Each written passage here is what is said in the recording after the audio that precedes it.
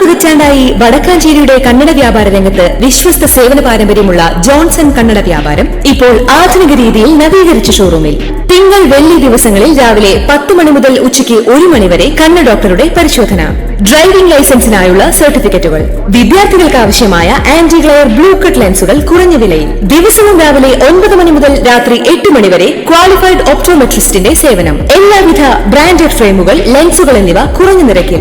Johnson Kannada വ്യാപാരം, John's tower, divine ആശുപത്രിക്ക് എതിർവശം, Vadakkanchery. Phone 94963474. പെരുന്നാൾ അവധി വിവാദത്തിൽ പ്രതികരണവുമായി നിലമ്പൂർ ഉപതെരഞ്ഞെടുപ്പ് CPM സ്ഥാനാർത്ഥി M സ്വരാജ്. പ്രചരണത്തിൽ വർഗീയ വിഷം കലക്കാൻ ശ്രമിക്കുന്നുവെന്ന് M സ്വരാജ് പറഞ്ഞു. അതാണ് ഇത്തരം വിഷയങ്ങൾ ഉയർത്തിക്കൊണ്ടുവരുന്നതിന് പിന്നിൽ. ജനങ്ങളെ ബാധിക്കുന്ന പ്രശ്നങ്ങളാണ് തെരഞ്ഞെടുപ്പിൽ ചർച്ച ചെയ്യേണ്ടതെന്നും സ്വരാജ് മാധ്യമങ്ങളോട് പ്രതികരിച്ചു. രാജ്ഭവനിലെ ഭാരതാംബ വിവാദത്തിലും സ്വരാജ് പ്രതികരിച്ചു. അധികാരം ഉപയോഗിച്ച് രാജ്ഭവനെ ദുരുപയോഗം ചെയ്യുകയാണെന്നും സ്വരാജ് പറഞ്ഞു.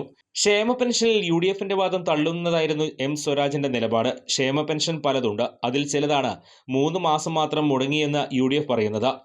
ഉമ്മൻചാണ്ടി സർക്കാരിന്റെ അവസാന കാലത്ത് ക്ഷേമ പെൻഷൻ നൽകിയിട്ടില്ല.